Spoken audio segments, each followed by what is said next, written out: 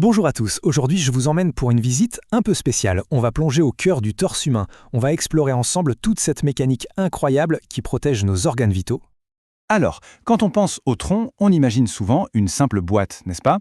Juste un container pour tout le reste. Mais est-ce que c'est vraiment aussi simple que ça? Eh bien, pas du tout.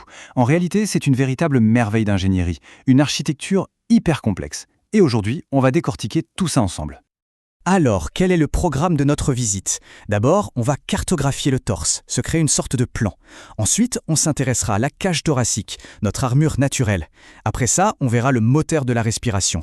Puis, on explorera les différentes cavités du tronc et on finira avec ce que j'appelle les murs et le câblage, c'est-à-dire les muscles et les vaisseaux. Allez, c'est parti! Première partie donc, la cartographie du torse.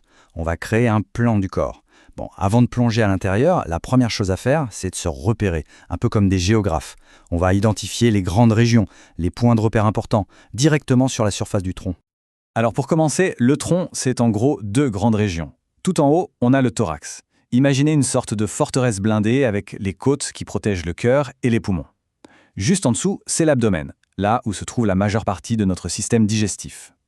Et qu'est-ce qui sépare les deux? Eh bien, c'est un muscle absolument essentiel, le diaphragme. Mais on en reparlera plus tard, chaque chose en son temps. Ok, concentrons-nous sur l'abdomen. Pour savoir ce qui se passe à l'intérieur sans avoir à ouvrir, les médecins et les anatomistes ont une technique. Ils ont dessiné une sorte de grille, un peu comme un jeu de morpion, qui divise l'abdomen en 9 cadrans. C'est hyper pratique pour localiser un organe ou une douleur. Chaque numéro que l'on voit ici correspond à l'une de ces zones bien précises. Et voilà le nom de ces fameuses régions. Alors, pas de panique, le but n'est pas de tout retenir par cœur. Mais regardez juste la logique. Au centre, de haut en bas, on a l'épigastre, la région ombilicale et l'hypogastre. Et de chaque côté, on retrouve les hypocondres, les flancs et les faux ciliaques. C'est super important en médecine. Par exemple, une douleur dans l'hypocondre droit. Le médecin pense tout de suite au foie. Vous voyez, c'est vraiment une carte clinique essentielle. Ok, on a nos repères en surface. Maintenant, on passe à l'intérieur. On attaque la deuxième partie, la cage protectrice du corps. Et plus précisément, l'architecture des côtes. C'est la première chose qu'on rencontre, cette véritable armure naturelle qui protège nos organes les plus vitaux. 12 paires. Voilà le chiffre à retenir pour la cage thoracique. C'est aussi simple que ça. 12 paires de côtes qui viennent s'articuler à l'arrière sur nos vertèbres pour former cette cage. Attention parce que ces 12 paires de côtes ne sont pas toutes les mêmes. On les classe en 3 catégories. D'abord, on a les 7 premières paires. Ce sont les vraies côtes. Pourquoi? Parce qu'elles sont directement connectées au sternum par leur propre cartilage. Ensuite, les 3 paires suivantes, de 8 à 10, ce sont les fausses côtes. Elles se regroupent pour s'attacher au cartilage de la 7e côte. Et enfin, tout en bas, les 2 dernières paires, ce sont les côtes flottantes. Comme leur nom l'indique, elles ne sont attachées à rien du tout à l'avant. Et voilà à quoi ça ressemble quand tout est assemblé. Une superbe structure en forme de cône. On a donc nos 12 vertèbres thoraciques à l'arrière, nos 12 paires de côtes sur les côtés, et le sternum qui ferme le tout à l'avant. Mais le génie de cette cage, ce n'est pas juste d'être une armure, c'est qu'elle est à la fois hyper solide pour protéger et suffisamment souple pour nous permettre de faire quelque chose d'essentiel, respirer. Troisième partie. On a parlé de la respiration, alors il est temps de rencontrer son principal acteur. On va s'intéresser au moteur de la respiration, le diaphragme. Ce muscle, qui se trouve juste en dessous de la cage thoracique, est absolument unique et fondamental. Alors à quoi il ressemble ce fameux diaphragme? Eh bien, si on le regarde de face, il a une forme de double dôme, une double coupole.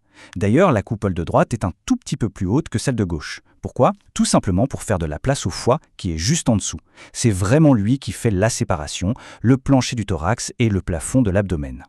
Et là, c'est génial, parce que si on change d'angle, si on le regarde par le dessus, il ne ressemble plus du tout à un dôme. C'est complètement différent. On dirait un parachute, ou même une sorte de grand trèfle. La partie blanche au milieu, c'est un tendon très solide, très fibreux. Et tout autour, on a les fibres musculaires qui partent dans toutes les directions, prêtes à se contracter pour nous faire inspirer. Évidemment, ce grand muscle ne peut pas être une barrière complètement hermétique.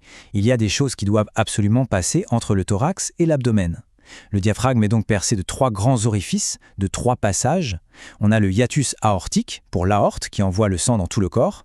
On a le hiatus œsophagien, pour que la nourriture descende dans l'estomac.